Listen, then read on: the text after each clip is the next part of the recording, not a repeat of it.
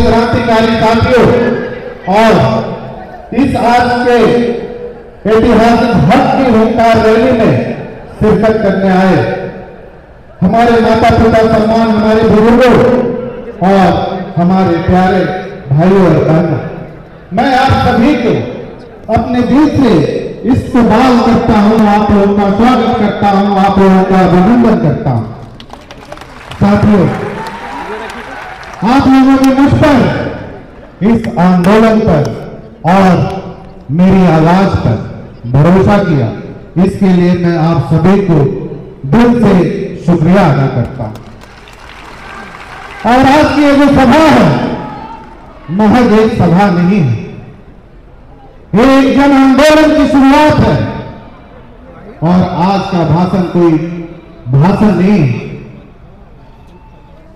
आज उस क्रांति की शुरुआत है, आज समाज की आवाज सदियों से दबाई गई है, आज उसी का गूंज बनकर उठ रही है। और मैं एक बार आप लोगों को बताना चाहता हूं कि मेरे साथ आप लोग जय जयकार कीजिएगा सम्राट अशोक के, जगदेव बाबू की, कर्पूरी ठाकुर की, भीमराव अम्बेडकर की, अब्दुल कलाम की। धन्यवाद। आप लोगों का यही ताकत और आप लोगों का यही प्यार और आप लोगों का यही साथ और आप लोगों का यही समर्थन मुझे इस लड़ाई में ताकत देने का काम करती है। साथियों, आज का यह जो दिन है इतिहास में दर्ज होने वाला दिन, क्योंकि रंग सिर्फ एक रंग नहीं है, ये हक की हुंकार है और वो पुकार है जिस न्याय के लिए सदियों से हमारे समाज की आवाजों को बदलता गया, कुचला गया और आज वो ढलता हुआ सच है जिसको आज यहाँ के सत्ताधारियों ने हमारी आवाज को कुचलते हुए, लेकिन आज इस पाटलिपुत्र की भूमि पे फिर से खड़ा हुआ है और आज इस बापू सभागार के हॉल से उस दबी हुई आवाज को गगड़ने आए हैं। और यह जो आवाज है सिर्फ मेरी आवाज नहीं है साथियों, यह आवाज उस हर मां की है जो अपनी बेटी को खोया है, ये आवाज वो हर पिता की है जिसने अपने जवान बेटा को खोया है, ये आवाज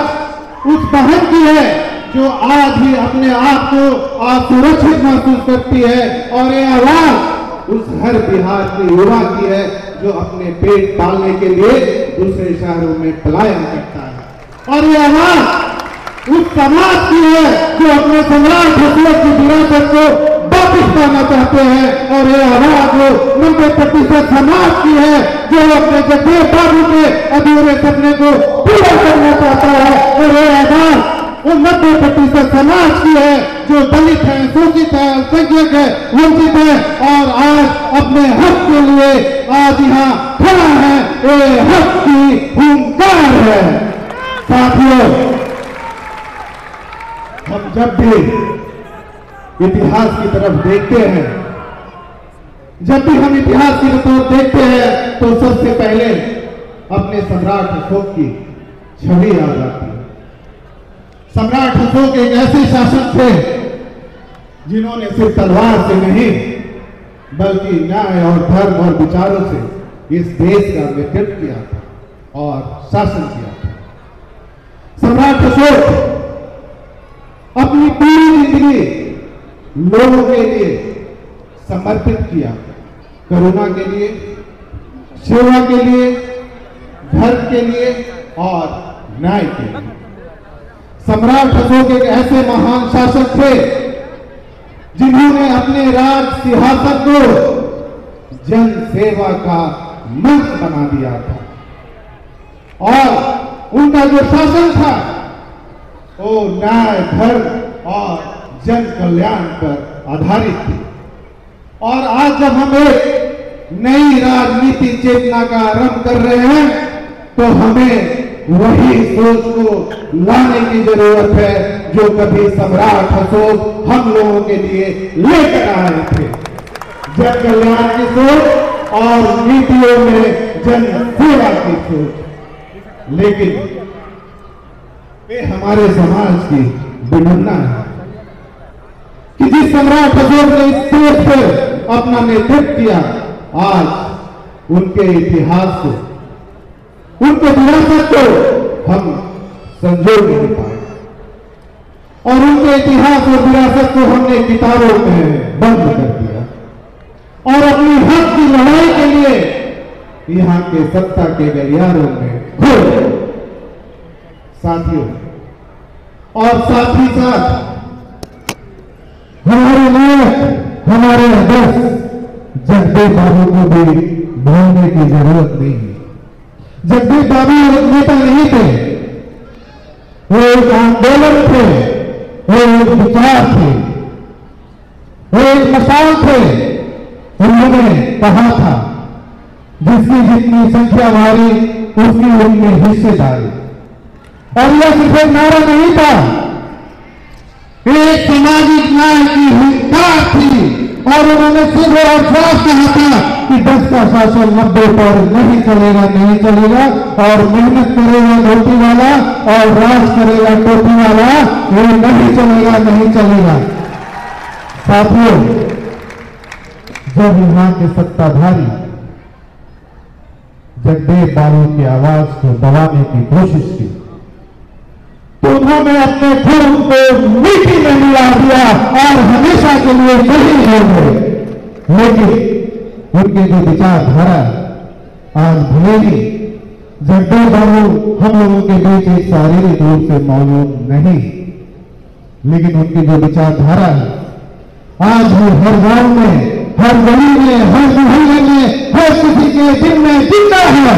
और आज फिर से अगर कोई लड़ाई हम लोग लड़ने जा रहे हैं तो जगदेव बाबू का सपना अधूरा नहीं रहना चाहिए, क्योंकि उन्होंने कहा था प्रतिनिधित्व में समानता चाहिए और संसाधनों में हिस्सेदारी चाहिए। और हमारे जगदेव बाबू की सच्ची श्रद्धांजलि तभी होगी जब हम उनके पद चिन्हों पर चलने का काम करेंगे, क्योंकि उन्होंने ही हम लोगों को हक की परिभाषा सिखाई थी। और अगर हमें सत्ता में आना है और हमें अपनी हिस्सेदारी की लड़ाई लड़ना है तो हमें सम्राट अशोक और जगदेव बाबू दोनों के पद चिन्हों पर चलने की जरूरत है। साथियों, एक सवाल बरसों से मेरे सीने में बनी है और मेरी आत्मा मुझसे सवाल करती है कि क्या हमारे समाज को वो हक और हिस्सेदारी मिली जिससे हम हकदार थे। साथियों, तो इसका जवाब आप सभी को पता है। हमने सबको सत्ता में बैठाने का काम किया, हमारे हाथों ने सबके सपने को आकार दिया, लेकिन यहां के सत्ताधारियों हमेशा हमें विकास से दूर रखने का काम किया। चुनाव आए, वादे हुए, वादा किया गया तुम्हें तुम्हारा हिस्सेदारी मिलेगा, लेकिन चुनाव आए और उनके वादे टूटे। ना तो हमें सत्ता में भागीदारी मिली और ना ही तो राजनीति में इतनी हिस्सेदारी मिली। हमने सबको सत्ता में बैठाने का काम किया, लेकिन बदले में हमें सिर्फ और सिर्फ उपेक्षा मिली। साथियों, हमने सबके लिए अपना बलिदान दिया, खून दिया, समर्थन दिया, अपना घर दिया, लेकिन उसके बदले में हमारे समाज के भाइयों की हत्या की गई, हमारे समाज की आवाजों को कुचला गया। अब बस, अब और नहीं, अब कुछ रहा समाज ना गूंगा रहेगा, ना गूंगी राजनीति में बुरा बनेगा। साथियों, मैं निशिकांत सिन्हा, आपका बेटा, आपका भाई, आपका दोस्त, आपका सिपाही, मैं कोई नेता बनने नहीं आया। मैं सिर्फ और सिर्फ आपकी आवाज बनने आया हूं, आपका सम्मान बनने आया हूं, आपका प्रतिकार बनने आया हूं। और साथियों, मैं यहां कोई राजनीति समझौता करने नहीं आया। मैं यहां कोई राजनीति समझौता करने नहीं आया हूं। मैं आपके हक और हिस्सेदारी की लड़ाई लड़ने आया हूं, आपका सम्मान को दिलाने आया हूं।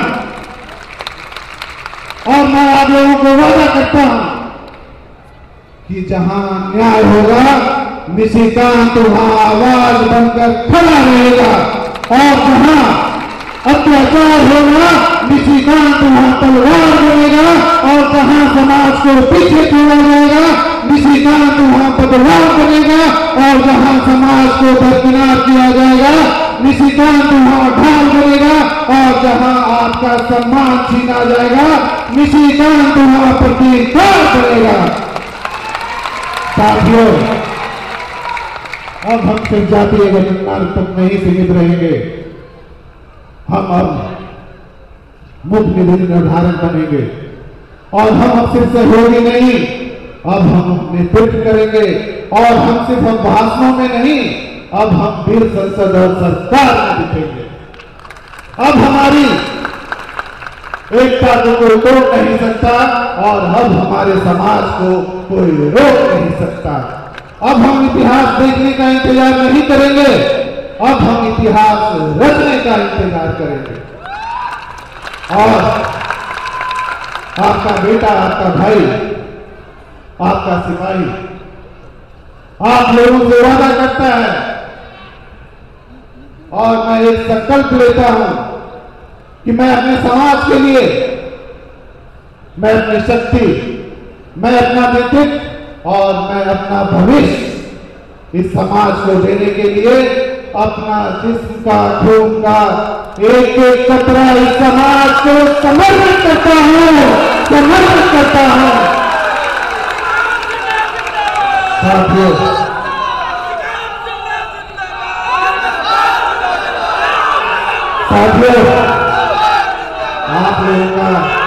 आप लोगों का यही प्यार और यही समर्थन मुझे इस लड़ाई में ताकत देती है।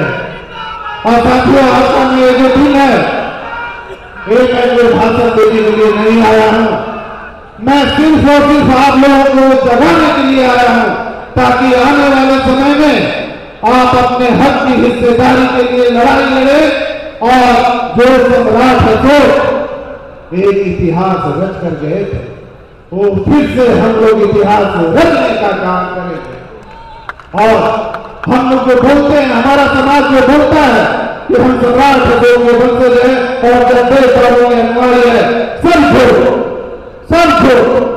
अगर आप सच में सम्राट अशोक के वंशज होते तो आप दूसरे का झंडा ढोने का काम नहीं करते।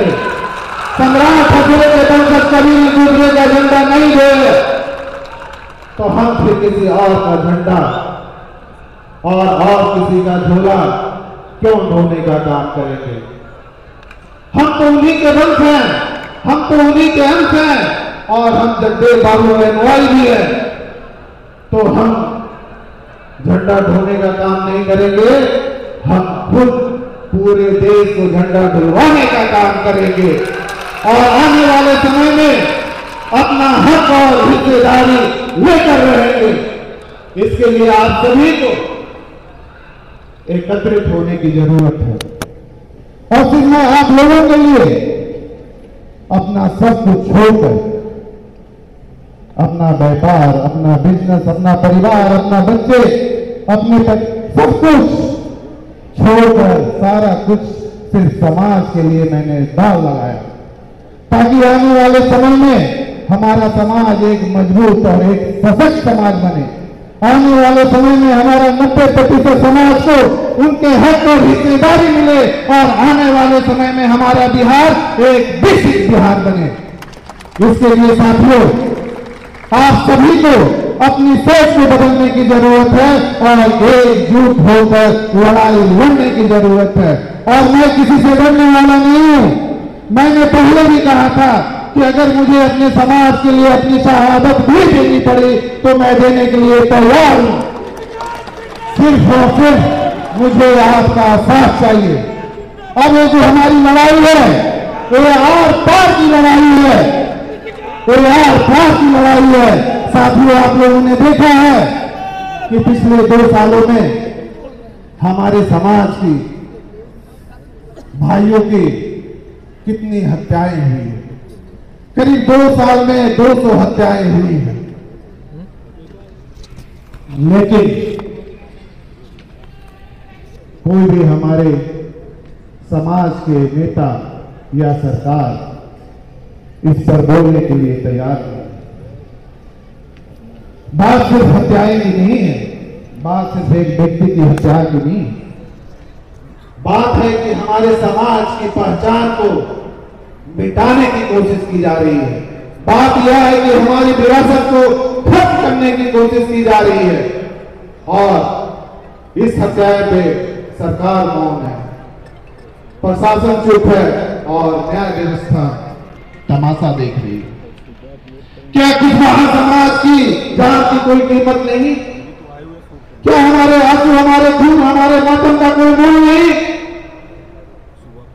जब भी हत्याएं होती है मुख्यमंत्री साहब व्यस्त है, सरकार चुप है और हमारे समाज के नेता गायब है और हमारे नौजवान मरते जा रहे हैं। पटना में दिन दहाड़े हमारे समाज की भाइयों को गोली मारती जाती है। सीतामढ़ी में हमारे भाइयों की निर्मम हत्या की गई। सीतामढ़ी के बाद सासाराम में हमारी स्नेहा कुशवाहा बहन की हत्या करके फांसी पे लटकाया गया और उसके माता पिता को अपनी ही बेटी की लाश देखने की चाहत पूरी नहीं हो पाई। कैसा शासन है, कैसा शासन है जहां नौजवान जिंदा नहीं, बेटी सुरक्षित नहीं और हमारे नौजवान मारे जा रहे। क्या यहां जिंदा रहने का चाहत भी एक साजिश मानी जाएगी? क्या यह इंसाफ मांगना भी एक गुनाह है क्या? साथियों, जब किसी मां की रोज सुनी होती है तो सिर्फ एक बेटा नहीं मरता है बल्कि समाज की आत्मा रोती है। और एक मां बोलती है कि मुझे न्याय चाहिए, पर वो मां की आंसू अब ठहरेगी नहीं, अब एक गुस्सा हमारा रुकेगा नहीं। अब हर मां बोलेगी और एक संकल्प लेगी कि मुझे न्याय चाहिए और हम यहाँ पे युवा बोलेगा मुझे रोजगार चाहिए, हर बेटी कहेगी मुझे सुरक्षा चाहिए, हर व्यक्ति बोलेगा मुझे जिंदगी चाहिए और बिहार के हर गली मोहल्ले से एक आवाज आएगी मुझे निशिकांत चाहिए, मुझे निशिकांत चाहिए।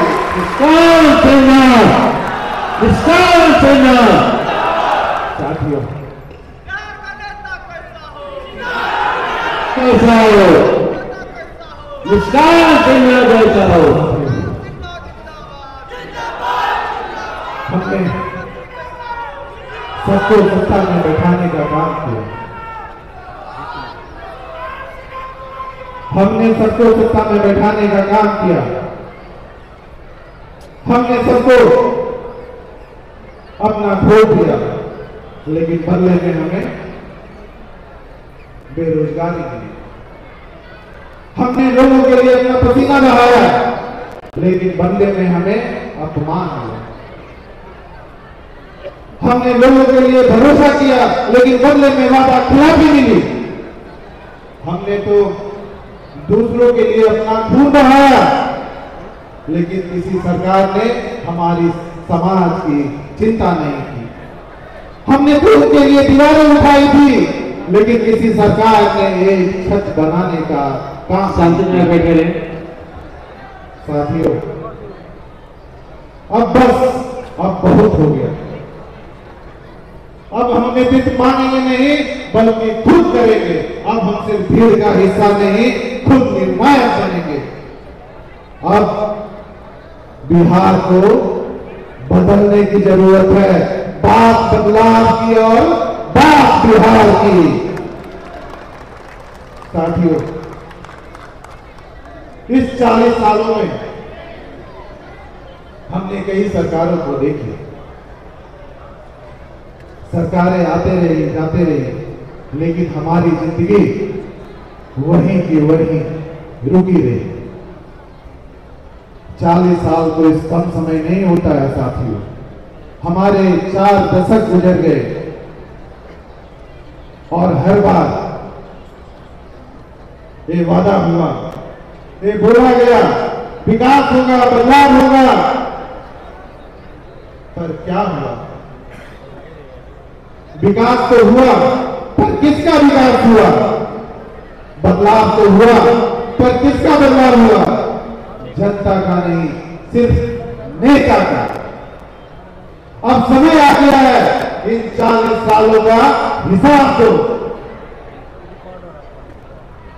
आप बोलते हो विकास हुआ है, अगर हमारे बिहार का बेटा दिल्ली में ऑटो चला रहा है, हमारे बिहार का भाई में गाड़ी चला रहा है, यहाँ का युवा अपना पेट पालने के लिए पलायन कर रहा है, यहाँ का व्यक्ति पंजाब में जाकर मजदूरी कर रहा है और यहाँ की बेटी बेंगलोर में जाकर नौकरी ढूंढ रही है, और विकास हुआ है।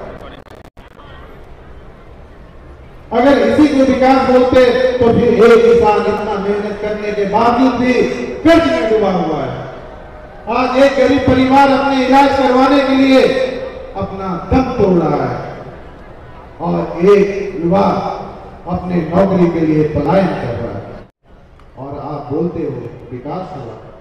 विकास तो हुआ है, लेकिन सिर्फ और सिर्फ यहाँ के अखबारों में और होर्डिंग में हुई है, ना कि सच्चाई जनता की विकास हुई है। अब समय आ गया है कि 40 सालों का हिसाब दो और बताओ, बिहार बदला या बस तुम्हारी किस्मत बदली है?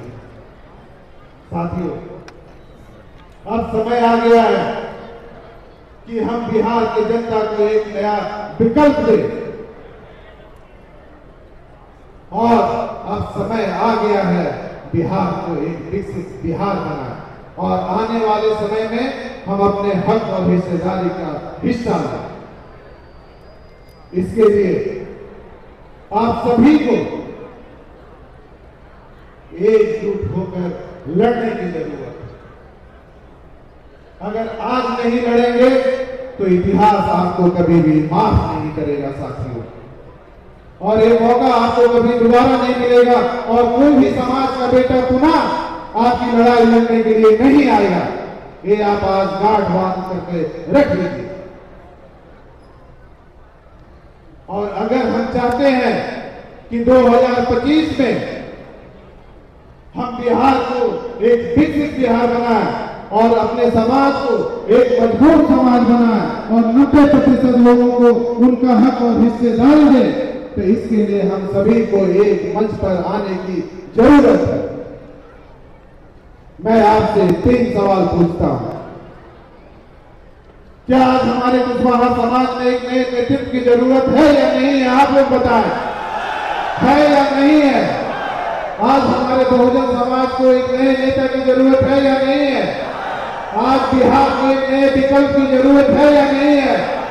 जोर से बोलिए, है या नहीं है? आप लोग क्या कहते हैं कि क्या हमें एक नई पार्टी बनानी चाहिए? बढ़ानी चाहिए? हाँ। और 2025 में अपनी ताकत दिखानी चाहिए? हाँ। तो आप लोगों की बातें और आप लोगों का आदेश को पालन करते हुए मैं आप लोगों को बताना चाहता हूं कि मैं एक नई पार्टी की घोषणा कुछ ही समय में एक नए जगह पे, और मैं आप लोगों को एक और बड़ी बात बताने जा रहा हूं।